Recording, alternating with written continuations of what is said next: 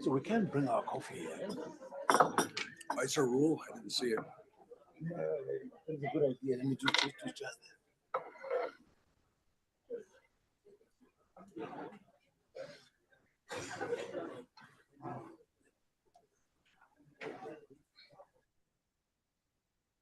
It's a rule.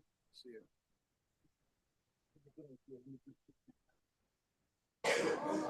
Morning. Good morning. How are you? How are you, Henry? Chris, you can nice to see you. Yeah, good to see you. Can we switch off this in the meantime, if you don't mind? I think this is just on. Absolutely.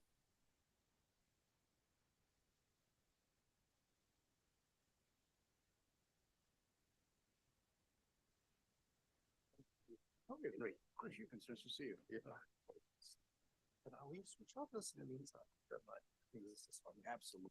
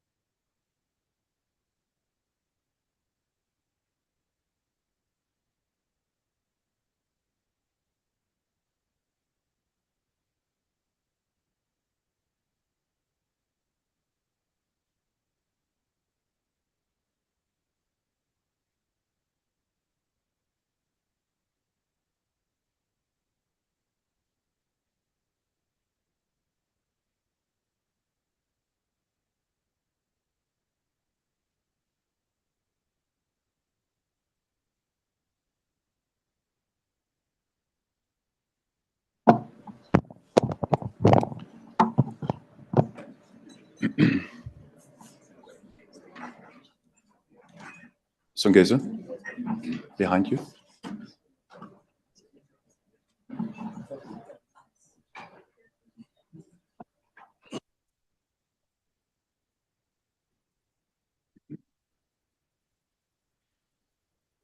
Ladies and gentlemen, good morning. Welcome for joining us. It seems that there's still quite a few colleagues that would join us in person. Welcome to those of you joining us online. We are very pleased that you can be with us. I'm Gio Kino.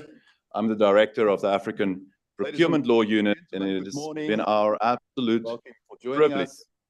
It seems that there's still getting a bit of feedback here, Sean. Welcome to those of you joining us. Getting a bit of feedback here.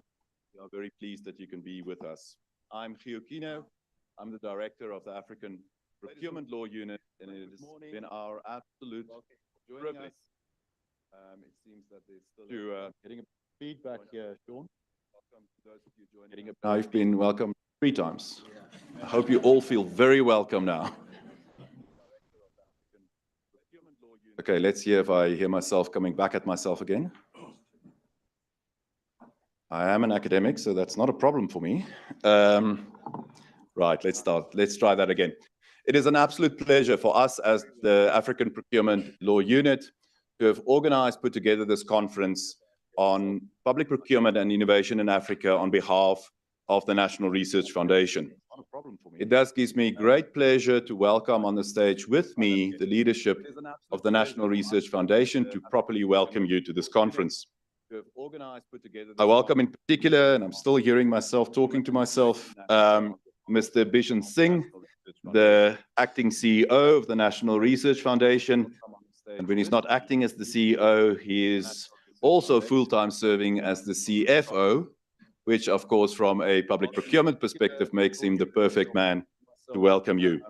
We are also joined by Professor Moshabela, the chairperson of the Council of the National Research Foundation, and we are joined by Mr. Imran Patel, Deputy Director General in the Department of Science and Innovation, who will welcome you on behalf of the Ministry of Higher Education, Science and Innovation.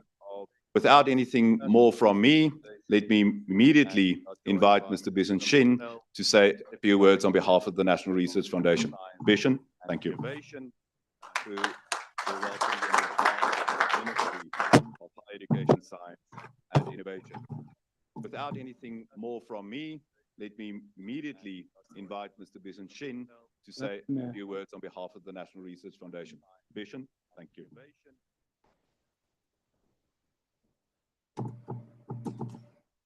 I'm just going to give it a little while. Are you attending to that feedback? That's the one. Okay. We're just asking the delegates inside to not connect to any of the online streaming. All right, so colleagues, if there's anyone in the room, please don't connect to the streaming.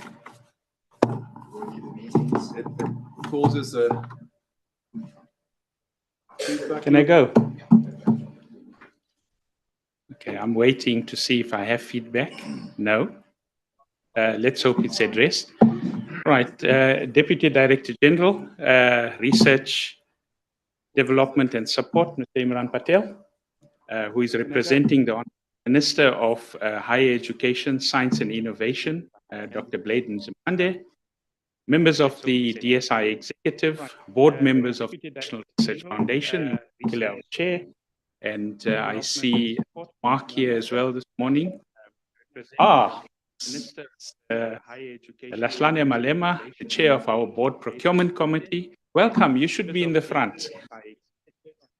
And fellow members of the NRF executive, the conference lead, Professor Giocchino, and conference speakers, leadership of higher education institutions and science councils, partners and collaborators from private and public sector procurement. In particular, I'd like to single out our colleagues from National Treasury. Distinguished guests, ladies and gentlemen, it is a great pleasure to welcome you to the NRF International Conference on Public Procurement and Innovation in Africa, this being the first of its kind.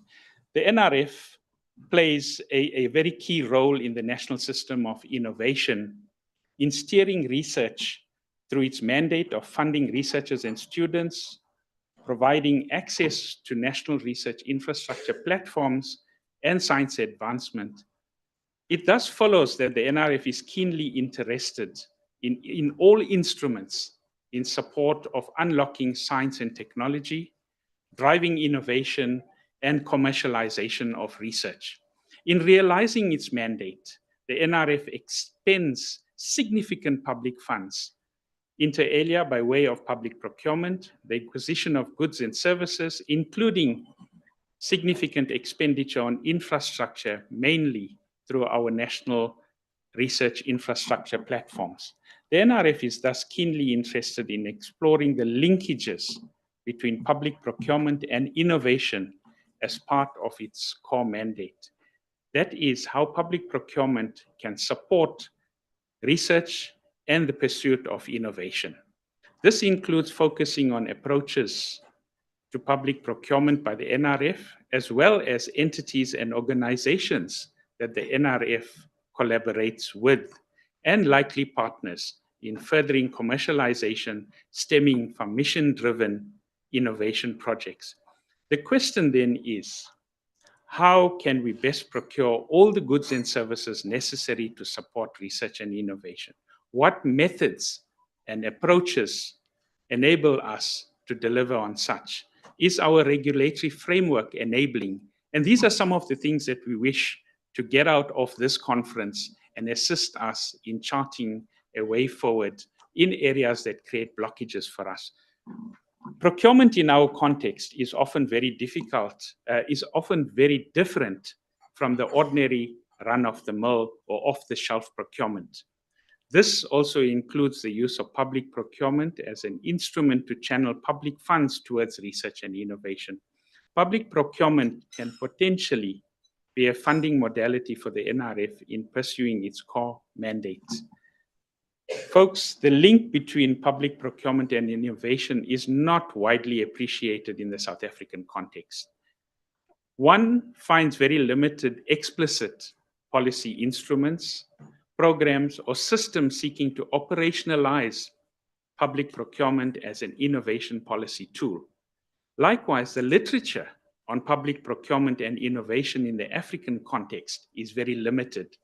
With this conference, the NRF hopes to drive a process to change this lack of attention to public procurement and innovation. The NRF, through its mandate, is well placed to bring leading local and international researchers and expertise to bear on the local challenges and to actively contribute to the establishment of local community of practice in advancing this area of knowledge. I wish you a very successful conference with outcomes that will stimulate the future direction of procurement in research and the innovation space. On behalf of our CEO, who unfortunately could not be here, I wish to thank you and wish you everything of the best in this conference.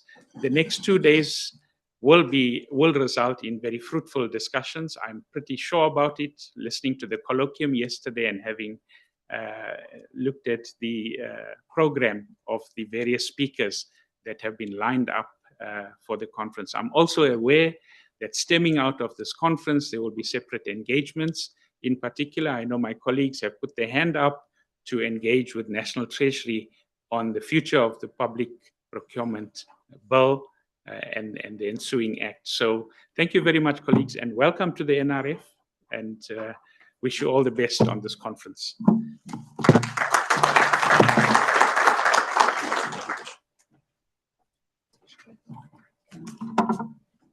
Thank you very much, Mr. Singh. It's now my pleasure to call to the podium Chair of the NRF Board, Professor Moshobela.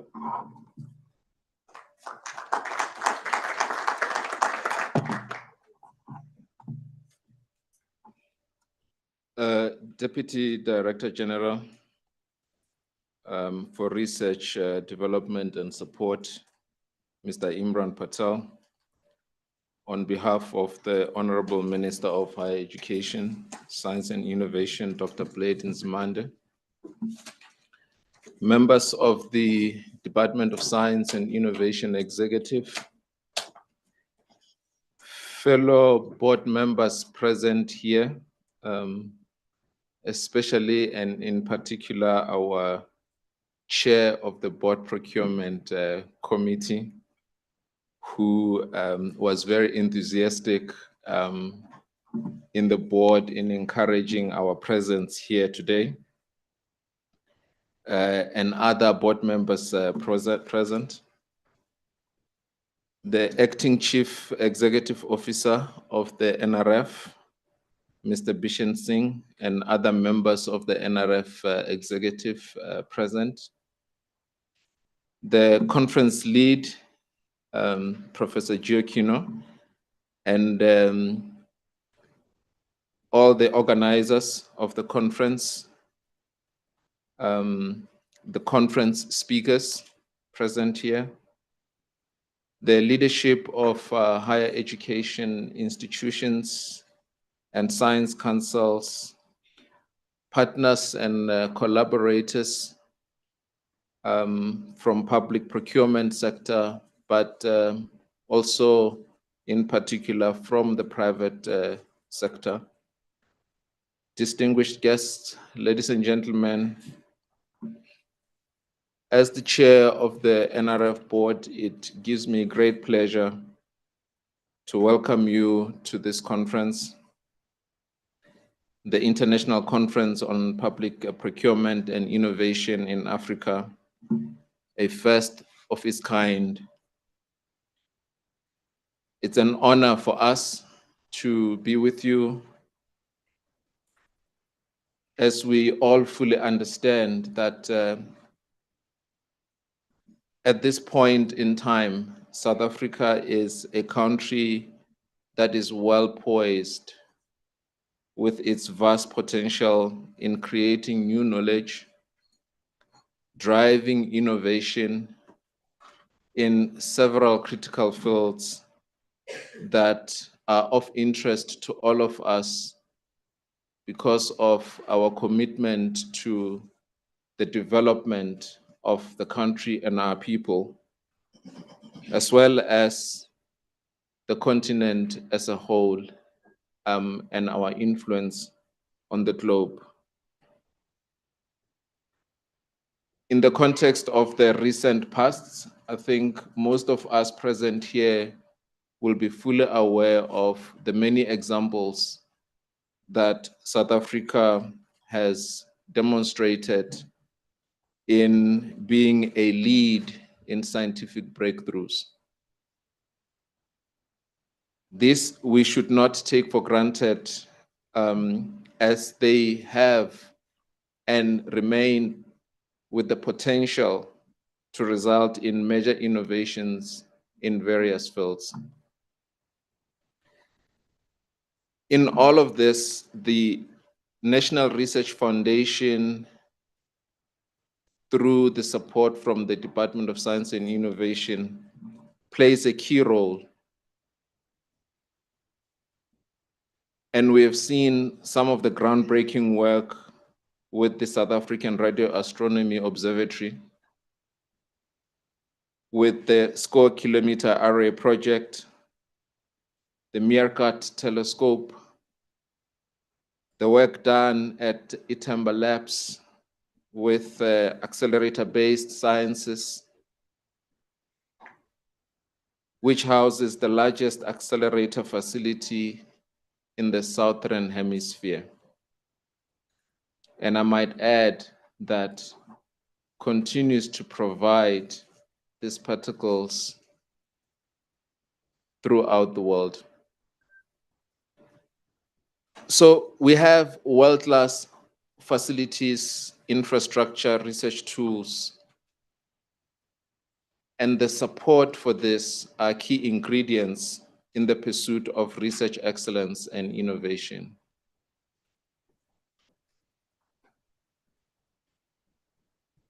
The NRF is committed to continuing to unlock the resources, including public funding, that is necessary to enable South Africa as a country and the broader African research community to continue to produce world-class research and to accelerate innovation that can help us to overcome the challenges that we faced with regards to development. I have to add that sometimes when we are faced with difficult financial times and we need to cut in terms of budgets, we tend to cut across the board. But those of us involved in research and innovation, we also know that that is the time where one needs to support innovation. So in the context of these economic pressures that we face, not just in South Africa, but they are being felt across the world for various reasons, with all that is happening in the world today, it is of utmost importance that we get creative in how we are going to maximize the use of our resources. we get creative in how we leverage the resources that we have in order to support research and innovation, because it is through innovation that we can come up with creative solutions to overcome our challenges. It is also in this respect that this engagement with procurement is of particular interest to us in the NRF.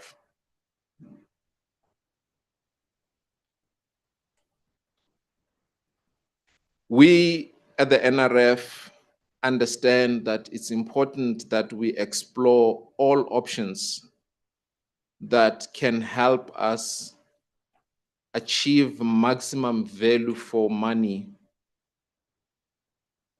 when it comes to public funding and expenditure in our pursuit of our mandate. When there's less funding to go around, each and every rand that we have needs to go further. We feel the obligation to ensure that our procurement is optimal as we continue to support research and innovation, even under difficult times. There's an obligation on us at the NRF that in pursuit of our core mandate stipulated in the Act, we have to explore ways in which procurement beyond the NRF itself can be leveraged. This includes ensuring that other public entities that are also tasked with similar mandates, including research and innovation, can also access the tools for procurement to ensure that they can also optimally fulfill their mandates. It is about serving the ecosystem as a whole. We have to leverage the ecosystem. It also includes having to explore the possibility of leveraging public procurement by organs of state across the board in an innovation-friendly manner. I am hoping that over these 2 days, it will become clearer to us as the board and the NRF what this picture looks like in practice. This conference and its outputs will hopefully generate, at this critical juncture in the state of affairs nationally, all that the NRF can use to advance its agenda and mandate, and also think about how to collaborate across other public entities in the innovation system, with the private sector also,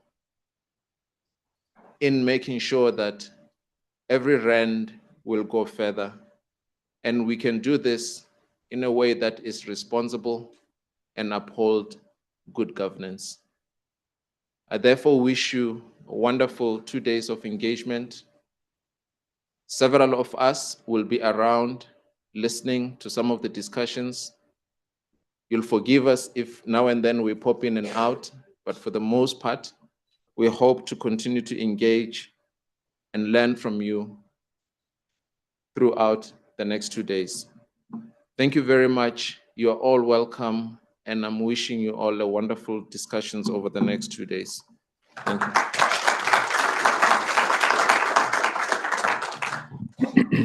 Thank you very much, Professor Moshobela.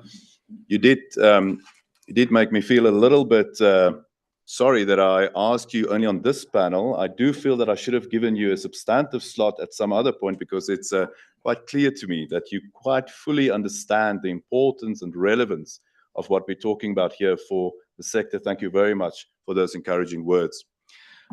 It is then my pleasure to invite to the podium Deputy Director General, Mr. Imran Patel, from the Department of Science and Innovation, bringing us a message on behalf of the Minister of Higher Education, Science and Innovation, the Honorable Dr. Blade Nsimande.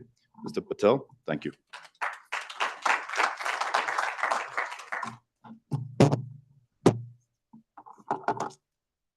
Good morning, and I want to welcome everyone to this session. I want to thank the NRF team, before I go into the protocol issues, for preparing some notes for me. But I'll deviate from these notes as I would normally do, because I think a lot of the issues were covered.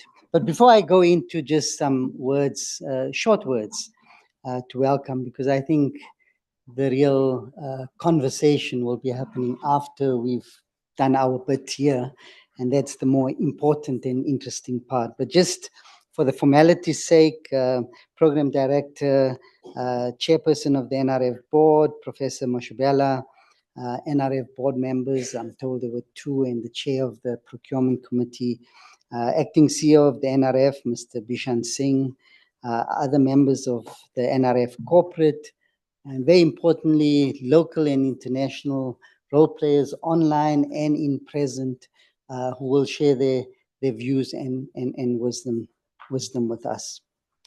So I'm not going to go into, again, why innovation is important, and in that light, why public procurement is an important lever to enhance innovation. What I think might be best to do is to contextualize this period that we're in, and why your conversation today is very important. So most people would be aware that the Department of Science and Innovation, on behalf of government and society, we hope, has finalized what we call the Decadal Plan on Science, Technology and Innovation. The Decadal Plan tries to do 2 things at the high level. The first is it's indicating that we have very strong capabilities in the system, and here, thanks to the NRF and to the TIA colleagues, etc., I think the science system, broadly defined, have a lot to be proud of in terms of really building over the last many decades a very, very strong system. So we need to continue doing that, and we're very careful not to forget that. However, we also need to spend a lot of time and effort in ensuring that these investments enhance impact in a strategic way. And part of this is, as a small developing country on the tip of the continent, we have to be very selective about the areas of priority that we choose. We do have a good science system, but it's quite diffuse. And so one of the things the Decadal Plan tried to do was to identify particular areas of focus, health and energy, etc., where we need to up the game. And in terms of upping the game, a core component of upping this game is to ensure that there's a lot more cohesion in the system between different players, between the science system, etc. But the second part of this is in achieving those priority areas, and whatever the priority areas, I mean, we'll implement and we'll review and we'll work with role players. In addition to these priority areas, what remains important is building and strengthening the enabling environment. So I agree with Bishan that, say, public procurement, in a practical way, we may not have achieved what we could have achieved in terms of using it as a strategic lever. But I would like to assure this August group that, having been involved in many economic cluster discussions and in government circles, the acknowledgement and the appreciation that we need to be using it strategically is there, including from our colleagues in Treasury. I'm told that there are people here in Treasury, but even the line sector departments that needs to do this. So I think we're at the tipping point, in a sense, around some of these issues. And that's why when I was, I was aware of the conference, but I didn't get the details till yesterday. And I looked at the program, and I think what's useful for me is that firstly, it combines both international and local experience, because we have tried to do things at small scale. Anita is here. I'm sure she'll be speaking later about the Technology Acquisition and Deployment Fund. We have the Competitive Supplier Development Program. I don't see any colleagues from the CSR here. So over the last decade, we have been trying to do things, and it's a good opportunity to learn from that. And then secondly, there are some very important international experience. I've always been fascinated by the Small Business Innovation Research Program in the US that's been taken over by other places, and a number of other, India has done some of this around inclusive innovation. So firstly, the program combines both the local and the international experience, and I think that that combination will really help us. And then the second is that it's very action orientated, and that's very important at this point in time. And again, there, I would want to give you the assurance that, and Bishan, maybe you can do this, that those ideas that needs to find expression quickly, not only in the DSI's strategic plan and our entities, but at the highest level of government, you shouldn't feel shy to raise those ideas and presenting it. We at the stage at this point in time of developing the medium-term strategic framework for the next 5 years. We have on the 12th of December what we call the Presidential Plenary on Science, Technology and Innovation, where the attempt is to bring together key role players and chaired by the President. And this issue needs to feature strongly, but not at the level of saying we need to do public procurement for innovation, but to say these are the practical measures. And I want to conclude with some of those areas when I think about practical measures, because there are two important things for me. One is that in all of this, I think, yes, as a Department of Science and Innovation employee, I'm very bullish about innovation. But we have to understand that in the context that we are around in, innovation can be misused and abused. And I would want to see what comes out of this, because there's been too many instances where innovation and public procurement has been dressed up for corruption. Huh? The Eastern Cape, those hospitals, horse-drawn carriages, whatever, was disguised as innovation, but it's not sustainable and it's there for rent-seeking. What we need is things where the benefits are distributed broadly and not narrowly. We need to build the innovation ecosystem. And the second is in thinking about procurement, public procurement, and innovation, we also have to understand, and I know you have a section on defense here, so let the debates happen. But at this point in time, we have some existential crisis, the climate change, the energy, the need for adaptation in there. We have a fast changing world in terms of digital technologies, etc. So we have in the decadal plan identified, and it's called new sources of growth, the circular economy and the digital. I think those are the two fundamental anchor blocks that's going to drive this. And we need to see how we can, in driving innovation and procurement, how is it that we build those two key sectors that are required for us to find opportunities and benefits over the next 10 or 20 years' time. So what I'm arguing for is not to be narrow in our focus, but to use those opportunities, whether we're looking at vaccines procurement, or whether it's to look at energy solutions, etc.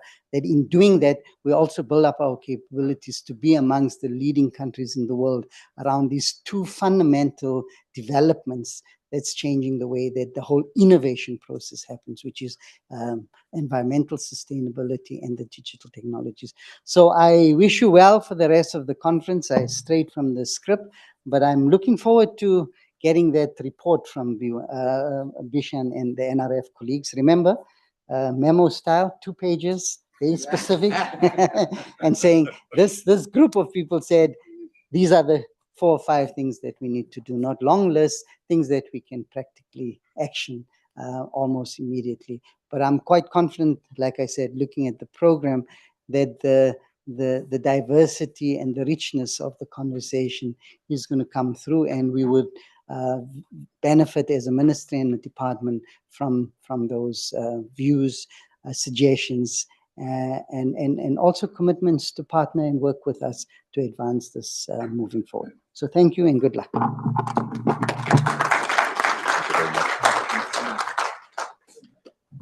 Mr. Mattel, thank you very much for those words. There are very few things that warms an academic's heart more than hearing that there's fertile ground for exactly the kind of project that one is embarking on. Thank you very much for that. Colleagues, before I ask you to join me in thanking the leadership for their warm words, not just of welcome, and I think you've all heard not just generic words of welcome, but quite specific in the project that we are embarking on, really emphasizing their understanding at the highest levels of why this is important. Allow me to present each of them with a very small token of thanks. I assure all three of them that this is way below any level that you have to declare. So I'm happy to just give you something to say thank you for your time this morning.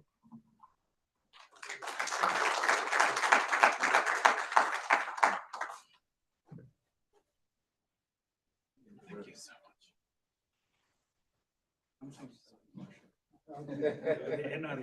You can imagine what's in there. Colleagues, please join me in thanking our speakers as they make their way. Thank you very much, all three. Thank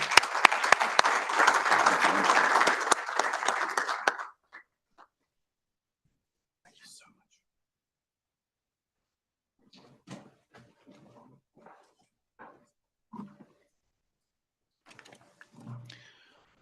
Colleagues, it's then my distinct pleasure to give up this particular role that I've been playing just for this very first session in chairing and keeping everyone in line. So I'm not particularly good at doing that, but I do know people are really good in doing that. So it is my real great, always pleasure to invite to the front our program director for these 2 days, Mrs. Songezo Mabetre. You will recognize his voice if you don't recognize his face, because he's a very familiar voice on South African radio. He's in the moment when he starts speaking, you'll hear why he's a familiar voice. He's got a very smooth voice. I always ask him, I'm not sure whether being an anchor on radio says something about whether he's got a face for radio. I don't know. This is a conversation we often have. But Songezo will be keeping us on the straight and narrow for the next 2 days, keeping us to the program, helping us to navigate the space. But Songezo is not only very suave in doing this kind of job, he is also a real heavyweight in terms of what we are talking about here today. Songezo is a law graduate from the universities of Fort Hare and Stellenbosch. With us at Stellenbosch, he did postgraduate work specifically on public procurement, wrote his master's dissertation in the field. He's also spent time abroad at the George Washington University School of Law, where he also did work on public procurement. So he's not just an anchor, he's very much also an important voice in this conversation, which is why it always gives me really great pleasure to ask Songezo to help me out in these kind of endeavors. Songezo, thank you very much. And I'm going to give the mic over to you now. Thank you very much. It's probably a good time to apply for a postgrad, another one at Stellenbosch University, if your professor can speak about you like that. And I'm certainly in the right room because funding will not be a challenge, I'm led to understand. It's so easy to admire a person, to admire what he or she stood for or stands for, and yet shrink from cutting off the mission of the present. The challenge, friends, is for us to live the ideals that Nobel tried to uphold in the world as enshrined in the Nobel Peace Prize and other prizes which he bequeathed to mankind. Scientific inventions at all conceivable levels should enrich human life, not threaten existence. Science should be the greatest ally, not the worst enemy of mankind. Only so can the world not only respond to the worthy efforts of Nobel, but ensure itself against self-destruction. Indeed, the challenge is to ensure the world from self-destruction.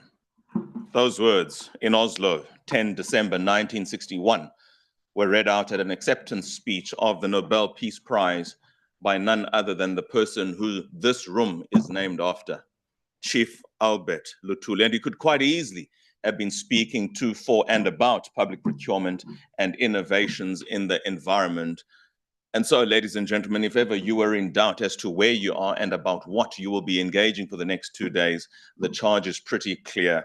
It was set in 1961 by Chief Albert Luthuli, the president of the ANC at the time, between the years 1952 and 1967. At the end of his term, he would have been the longest serving president of the ANC until Oliver Tambo took it to a next level. If I should refer you to your programs, therefore, against that introduction, brief as it was, this session is supposed to start at 10 hours. In the 13 minutes that remain, no one can contest the fact that I can just do whatever I want for the next 13 minutes here, because we would still be within time. But I will resist the temptation to do so, because the platform and the program of the day has been well set by my first professor, then friend, Professor Giokino. So I'm going to try and keep to that tone and sentiment. And it is a charge for all of us. Let us use time well. We don't obviously have to cut for the sake of cutting, but let us please be mindful and cognizant of the fact that we have many people, especially the online participants, who might be engaged, precisely why they are not in this room this evening. Let us then get into it. We are here to discuss public procurement and how public procurement can aid innovation, and how innovation can aid public procurement. In other words, the left hand and the right hand. How is this relationship in the context of ensuring, especially in the South Africa context where we are, we can get and draw better procurement outcomes? There certainly has not been a more urgent time than for this conversation to take place. What is currently before the National Parliament, the draft Public Procurement Bill. The major role player that I know is the African Procurement Law Unit, who are partners to the NRF, have participated in that. As I would imagine, many of you in this room are stakeholders, critical stakeholders, to ensuring that that bill sees the light of day. Whether or not it is the priority of this administration before the end of its term in less than a year from now, or whether or not it shall be the priority of the next administration early in its days, only time shall tell.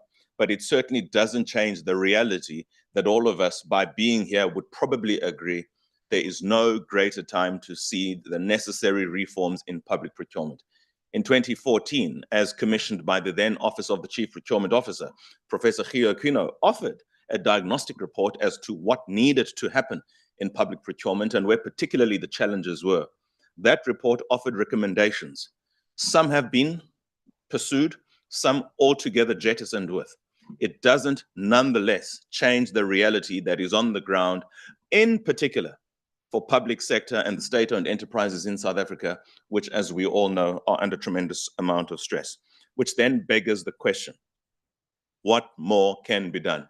And what, if anything, can innovation as a role play in ensuring more credible outcomes for public procurement? With that said, the scene has been set by Mr. Singh, Professor Mashabela, Mr. Patel, and Professor Giokino. For good measure, I am just a mere Mr. And it is a good time for me to call on people who are infinitely more qualified to have these conversations. If I may have on stage, please, to offer their remarks in this order, Dr. Glenda Krause, the Executive Head, Center for Science, Technology and Innovation Indicators, Human Sciences Research Council, that's the HSRC here in South Africa, together with Dr. Amy Khan, who's at the same institution that is at the Human Sciences Research Council as a research specialist, Center for Science, Technology and Innovation Indicators. If I may ask that the participants, Cruz and Khan, come on stage, please. And that would be the order of the day. Are they virtual? Yes, they are both virtual. Very well. So they've been waiting. To the extent that somebody is not virtual and is in the room, at the end of the session before yours, please do not hesitate to come onto the stage so we can try and get the seamless engagements going forward. Everybody will notice as well, whilst we are on the point, that you are sitting at or near a microphone. That microphone should not have any red on it. Before we start, Glenda, for those in the room, If your microphone has any red on it, it means you are live. It means anything you say will be recorded and it will be flighted to whoever is in the audience now, who is on the virtual platform, or whoever after this engagement for today and tomorrow decides to visit this thing. So please be very careful. We've had a couple of blunders, particularly in the early days of COVID and online participation, particularly with senior folk in Parliament. I don't have to remind you some of the things that we saw there. Case in point. So please, if you are at or near a microphone, ensure there is nothing that resembles any red. If at the time of the program there is a session that facilitates for a question and answer session, I, as the program director, will ensure that I note you. At that point, I will offer the opportunity for you to make your contributions, and all you have to do is put the button on, speak, and turn your microphone off. Unfortunately, I do not have the facility that Nosiviwe Mapisa Ngagula, the Speaker in Parliament, has, where if you're speaking too long or I see that your microphone is on, I have the central command point here to just turn it off. So I'm reliant on you for, one, the necessary discipline, but also for the integrity of the broadcast to ensure that we don't have any technical glitches of the kind we had a semblance of earlier on in the day. Without, therefore, further ado, it is my infinite honor and privilege to introduce first Dr. Glenn de Krause, who's going to offer remarks on mapping firm innovation patterns and pathways as a foundation for designing public procurement strategies. Glenda, thank you so much for joining us. We can see you. I hope that you are unmuted, and we are looking forward to your contributions, and welcome, albeit virtually, to Tshwane, the capital of South Africa. Of course, you are. You know exactly where that is. All the best, Glenda. Thank you. Let me start off by apologizing that we're not there with you in person. Can I confirm that you can see the first slide? Yes, I confirm we do. Okay. So we are from the Center for Science, Technology and Innovation Indicators at the Human Sciences Research Council, and our day job is to measure the research and development and innovation expenditure, personnel, and activities in South Africa. And this provides evidence to inform policy making. We work very closely with the Department of Science and Innovation, and they use the data directly. And we have been doing this for 20 years. We're celebrating this year that we've done 20 years of these, what we call STI surveys. And we follow an OECD model. We use global manuals and global standards to do this research in South Africa. So we are a little bit intimidated, and we've got to make a proviso. We are not procurement experts, but we bring in an understanding of innovation policy. So there'll be a lot more discussions about procurement law and the use of procurement as an economic stimulus. But what we're going to focus on is the potential role of procurement policy to drive and support firm innovation and then contribute to our development goals as set out so well by Imran Patel. So we want to show why it's so important to contextualize and target procurement policy instruments to the existing experiences and capabilities of the firms in South Africa who will be supplying new technologies. And when we look at the literature, we're seeing that public procurement of and for innovation, the two sides, are seen as a very promising innovation policy instrument. We do have a growing, small but growing literature on it. But when we looked at one of the key literature reviews by Kundu et al. In 2020, they're cautioning that as a demand-side innovation policy, procurement conditions have only been applied in a few countries and a few contexts, so that we only have tests, evidence that it works from a few countries, and these are mainly high-income countries. So we therefore raise the question, what do we need to know and take into account about South African firms and their capabilities to inform our policy discussion? And just to give you a sense, a golden thread to hold on to as we speak, what we're going to do is draw on new ideas about innovation policy, which propose that in each country we need a policy mix of instruments that are based in understanding what innovation looks like in our context.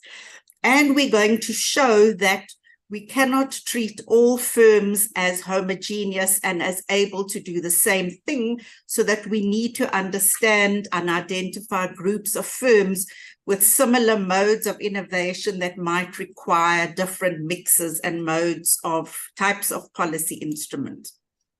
So I think we're going to have Jacob Edler speaking shortly, and he's one of the authors of this very useful taxonomy. And we use this as a way to orient ourselves of what is the menu of potential policy measures that we could draw from when we're trying to select a mix of instruments for groups of firms in South Africa. So, for example, there's a category of framework conditions, and there's a deficiency or a need in the system that the framework conditions do not sufficiently support procurement. For example, a Public Finance Management Act might be too restrictive and not innovation friendly, or tender procedures might be too complicated for particular kinds of firms, and so on. So we could also have instruments that relate to the organization and capabilities of firms and public sector procurers. We could also have instruments that relate to how we identify, specify, and signal needs. And we could have instruments that incentivize innovative solutions. And we've given a number of examples here. So some of these instruments relate to changes that are under the direct control of government, and some of them might relate to firm intermediaries. For example, industry associations that will put in place instruments to build public-private partnerships. And I can see from the program that there'll be much discussion of those dimensions of the next few days. But what we're trying to do is open up this veritable black box of firm activities and firm capabilities to just question some of the underlying assumptions. So I want to just start off by talking about the government incentives and procurement in relation to firm behavior in South Africa at the moment. So Imran Patel spoke about the decadal plan and its attempts to promote economic growth and development in responsible ways. And when we look at the decadal plan in relation to procurement, there's a specific instrument around technology localization, which is focused on providing technological assistance to local firms so that we can increase their competitiveness and make sure that they're using local production and services. And this would specifically be an instrument for government and state-owned entities like Eskom, where they're procuring capital or operational goods. So if this is our policy goal, how do we select from this menu of policy instruments to design a mix to support the goal? So, for example, if think about our key challenge to procure innovations in the energy sector for solar or wind technologies. So the question is, do we have firms in South Africa that have the capacity to develop local technologies that government, public sector entities or state-owned enterprises can procure? Or if we're bringing technologies from in Italy or Europe, are there firms that can modify those to South African conditions? And if we need to grow a sector around solar or wind energy, are there enough firms in the key related sectors that can adopt new technology to supply the market and to grow the ecosystem? So what we want to just do today, that's the problem we're addressing. And what we want to do is draw on our research on innovation and technological capabilities of firms. And we are using the information and the data from our National Business Innovation Survey. I will make a proviso that this is our previous data set. We have finished a new survey and we are waiting for this to be quality assured, and it will be released in the coming months. So there might be a slightly different picture. But for now, if we want to look at government incentives, we can see that we have quite a challenging landscape already because there's low firm awareness and low uptake of government innovation incentives in general. So most of the innovation active firms, only about a third, are aware of any public sector innovation policy instrument, not specifically procurement. And very few non-innovation active firms are aware of these instruments. So how do firms get their innovation? Primarily from their own funds, and only a minuscule amount are actually being funded for innovation from the South African government. And the reasons they don't access these incentives are mainly because processes are too complicated or because of time constraints. But when we come to the issue of procurement specifically, we find that there's greater opportunity, but again, the data reflects quite a low uptake. So 22%, about a fifth of our innovation active of all firms, about a fifth of all firms in the sample, whether they innovate or not, had a contract to provide goods and services to the public sector. But for the most part, innovation was not a very common condition for this funding. So about a third said that innovation was required as part of the contract. About 20% said innovation was not required, but the majority said innovation was not performed nor required. So this data suggests that there's a significant room for policy intervention to use public procurement as a design side instrument, which will help us to drive the goals of innovation policy and, of course, economic growth. But as I've hinted in the beginning, we have firms with very distinct capabilities to innovate. Not all firms can innovate, not all firms can innovate in the same way. So when we're talking about selecting a mix of policy instruments, we need to be able to have understanding to tailor them appropriately to the specific deficiencies or needs experienced by groups of firms. So I'm going to now hand over to my colleague, Amy Khan, and she's going to share with you some of our research in which we try to group and categorize firms to understand their modes of innovation and to begin to imagine and think what kinds of procurement instruments could be packaged in a set to support and promote innovation in firms with those kinds of capabilities. So we're not going to provide very big, clear details or very clear recommendations, but we're going to provide a way of thinking about firms' innovation and public procurement as the discussions in the conference proceed. So let me hand over to Amy.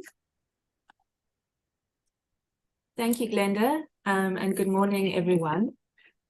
So as Glenda has already highlighted, we are arguing that we need a mix of policy instruments that consider different types of firms with diverse capabilities, and therefore the capacity to take part in public procurement initiatives. So to understand firm-level capabilities,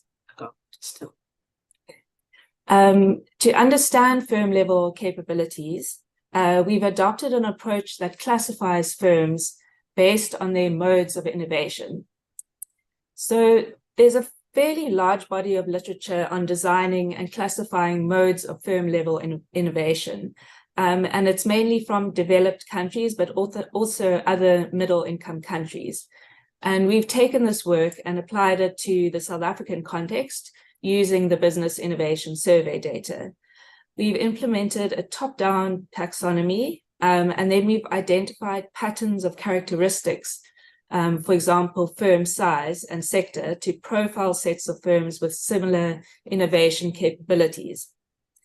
So what we can see here is that firms have been classified into 5 mutually exclusive groups, and this is based on 3 different dimensions that reflect firm-level capabilities. The first one being the novelty of their innovations. So are their innovations new to the market, or are they just new to the firm? Then the market reach. So whether firms operate on an international or only on the domestic level. And then thirdly, the in-house capabilities of firms. So do they develop their own innovations, or do they simply adopt innovations from other firms? So combining these dimensions results in these 5 mutually exclusive groups as displayed in this diagram. And we can see that the distribution of firms across these groups has been is really skewed towards the modifier and adopter end of the spectrum. So most technologies are developed elsewhere, while very small proportions of firms introduce cutting edge, new to the market innovations. And this is evident in both the services and industry sectors, as well as firms operating on international markets and those that operate in domestic markets only. So given that there's a relatively significant group of firms that are adopters of technologies, there's a need to support the building of capabilities so that they can access and modify innovations developed by other actors. If we look at these groups of firms by firm size, we see that domestic modifiers and adopters tend to be micro enterprises, while more innovative firms with new to the market innovations tend to be in the small category. We've also profiled these groups based on their ability to absorb advanced technologies.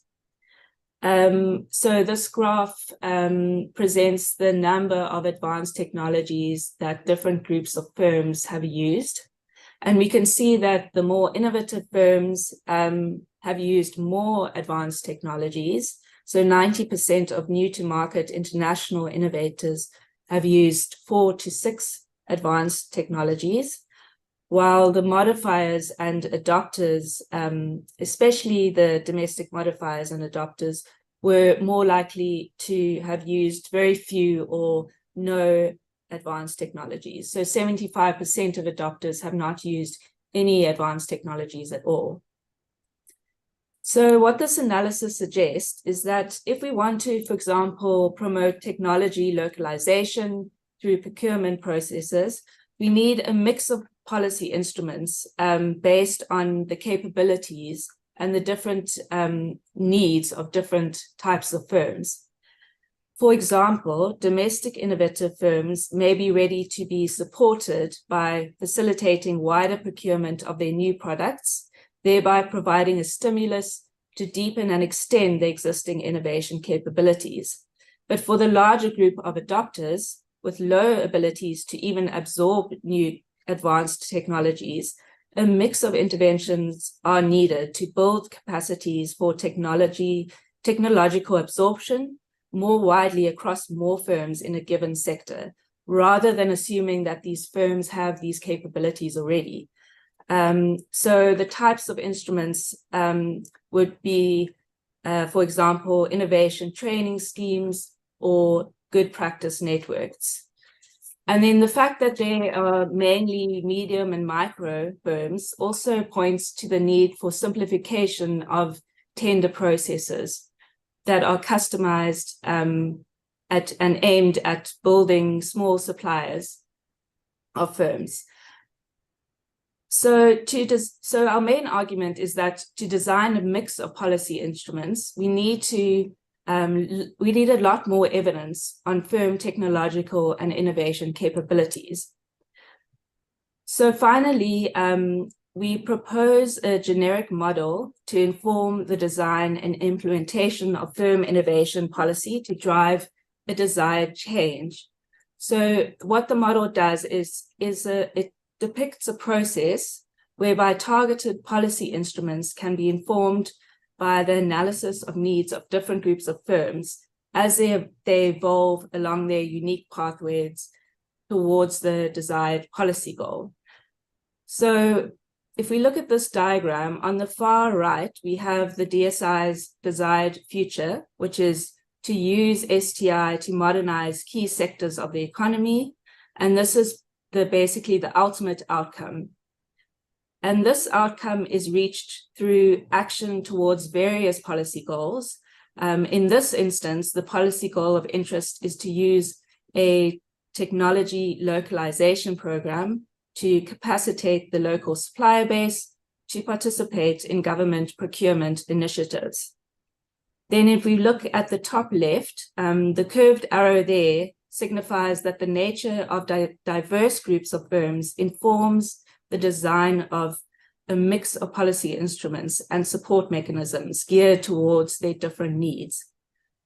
Then the shapes and colors on the left-hand side represent the 5 mutually exclusive groups of businesses discussed above, which have varying innovation capabilities and diverse modes of innovation support requirements, as we saw above. And then the associated horizontal arrows represent the unique pathways along which each of the 5 types of innovation active businesses will need to advance to achieve these policy goals. And then finally, the curved arrows feeding into the horizontal arrows from above represent the mix of innovation incentives and instruments in the public procurement programs to support firms to progress along each pathway based on their patterns of innovation. So the diagram really emphasizes that to design effective policy instruments and mixes of instruments to assist different types of businesses along their pathways, there needs to be an understanding of what businesses are capable of currently and also what they need to help them change or progress towards the policy goal. Thank you.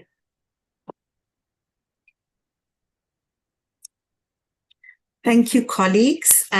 So that is our story, and we are trying to provide a fresh way to think about firm innovation in a way that's more grounded in current capabilities, and that leads us to design a set of innovation pathways in a more creative and flexible manner using a basic set of instruments. So we'll stop there, and if there's time, we'll take questions. Yeah, there's plenty of time. In fact, there are a full 45 minutes. Oh, my word. 15 for what?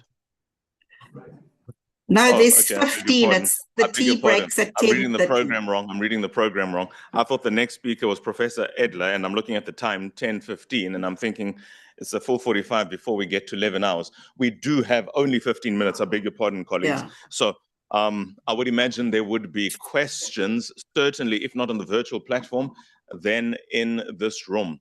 If there are any such questions, I will be led by the team that is handling the online platform for guidance in relation to that.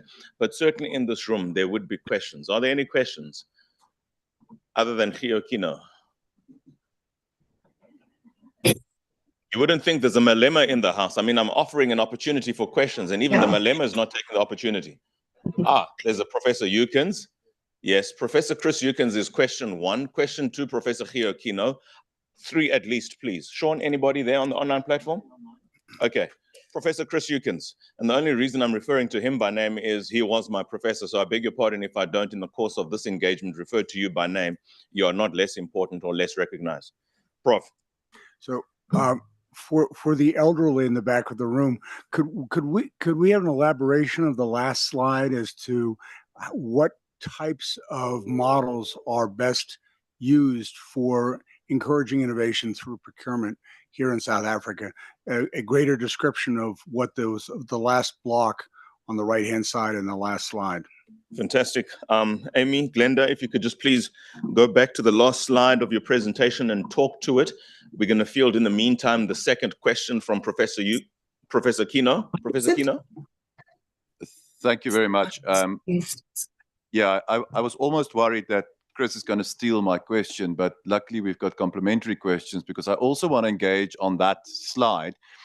Amy and Glenda, I'll be very interested to learn in your work on this, creating this model, and to the extent that you've started to apply this model in this particular instance to that policy goal, procurement. I'm interested to learn whether you've started to tease out the two type of colored arrows you've got there, the curved ones and the straight ones. So if you started to kind of engage with what kind of instruments would work in which one of those, and then what might those pathways look like for those type of firms. I think at a very practical level, that'll be really useful to start thinking about that. Thank you. Those seem to be the only two questions, both virtually and physically. So I suppose let's have the responses from Drs. Cruz and Khan. So I'm not sure if DDG Patel is still in the room, but the DSI does have a number of instruments around its technology localization program, like he mentioned, the supplier development program, and so on and so forth. And I'm not, as I said, with the disclaimer, we are not experts on procurement, but what we are experts in is trying to understand this idea of a mix of innovation incentives in relation to different specific policy goals. So when we look at it in relation to this issue of technology localization, if, for example, we take domestic innovators, and we look at the menu of possible different categories and instruments, if you are a domestic innovator, you do have capacity to innovate, but you might not have enough funding to be able to innovate in relation to specific areas to build on where we are. So, for example, the failure might be that there isn't enough signaling of needs. So a Department of Science and Innovation or a Department of Energy might, in this case, want to fund pre-commercial R&D so that you can demonstrate solutions, and that could be at the heart of the policy pathway. Because what we're saying is, if you have an instrument that only incentivizes commercialization, adopter firms might not have any capacities to be able to commercialize. But what would be helpful for growing the sector as a whole is if more adopter firms are able to develop their technological absorptive capacities and use more complex technologies. So for that, you would need a different set of instruments pulled from here. So it might be changes to the framework conditions where there are simpler tender procedures, because the adopter firms, remembering, tend to be very small or micro, which makes it difficult for them to apply for complex tender procedures. And or you might have dedicated calls for tenders, which is an instrument commonly used that are aimed at small adopter firms that aren't able to actually create local technologies themselves. But in order to build a stronger market and a stronger supplier database, we need more firms that are able to absorb technologies. And for example, if we brought in a new wind technology, but we don't have suppliers of parts to support the new technology or technicians who are able to maintain and upkeep these technologies. So this is where the sense of an ecosystem is vital, but recognizing that different groups of firms can play different roles in the ecosystem. So you might have an innovation pathway that selects from the regulations and from organizational and capability changes that might have to happen inside the firms to enable them to take advantage of the opportunities. And you might have to have instruments that relate to signaling, and you might have to have instruments that relate to whatever the last one was, my mind's gone blank.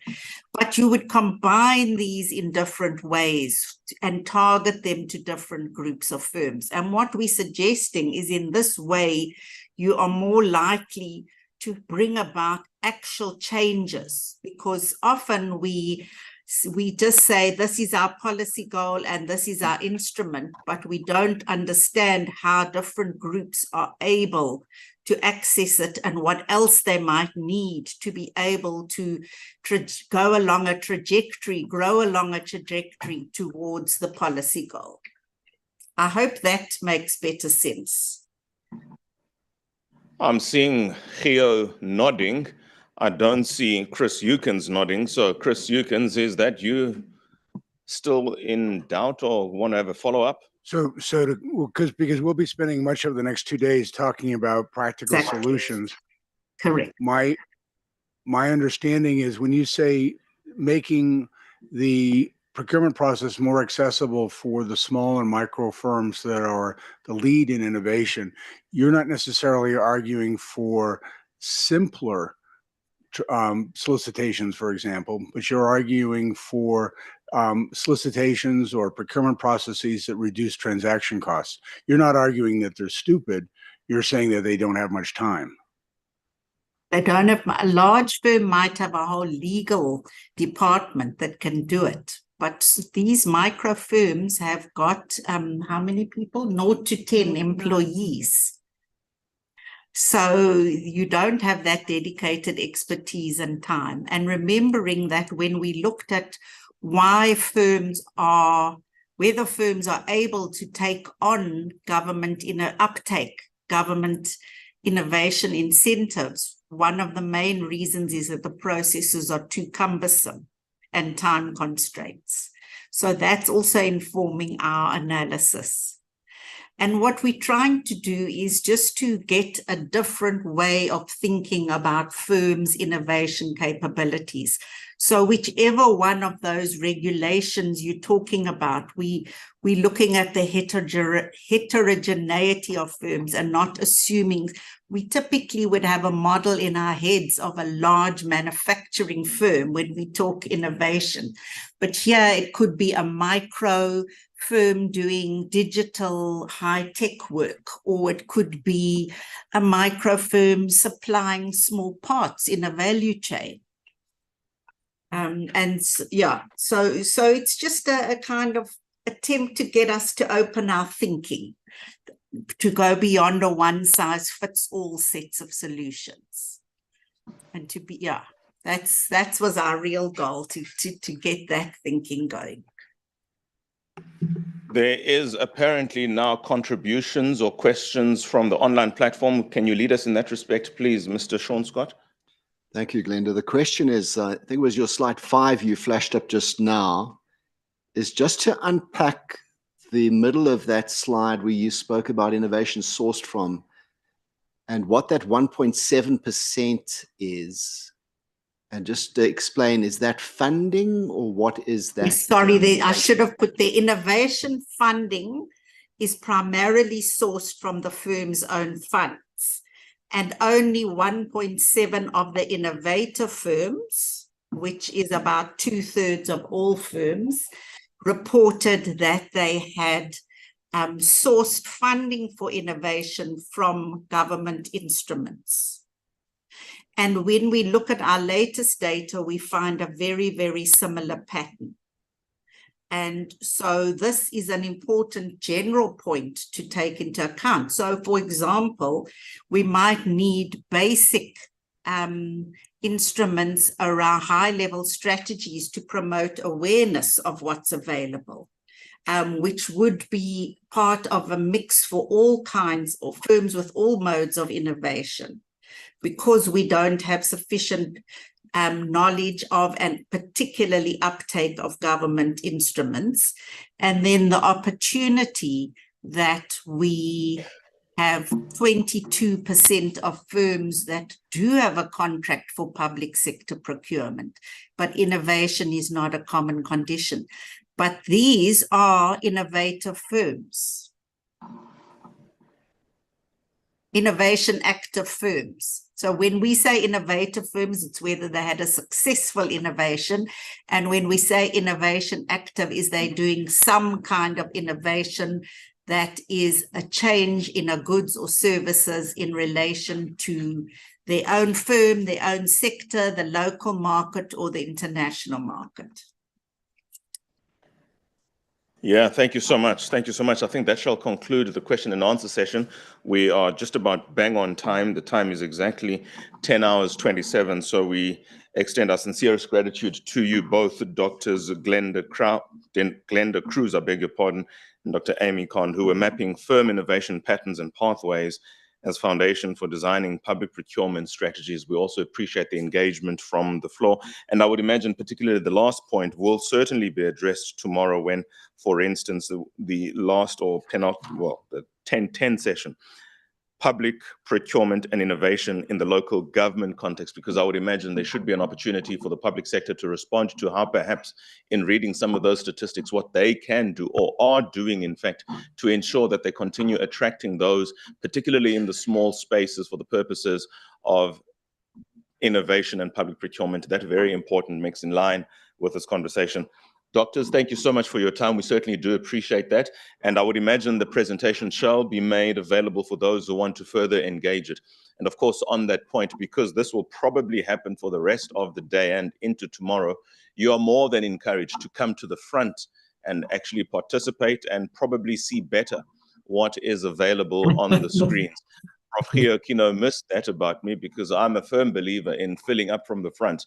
And normally those who sit at the back, and this is just one of my trademark statements, are the typical learners in class who go there because they haven't done their homework. Suffice to say, it is 10:30. It is time for the tea and coffee break. Thank you so much to everybody here. And let's continue having the great day that this has been so far. Thank you. Thank you.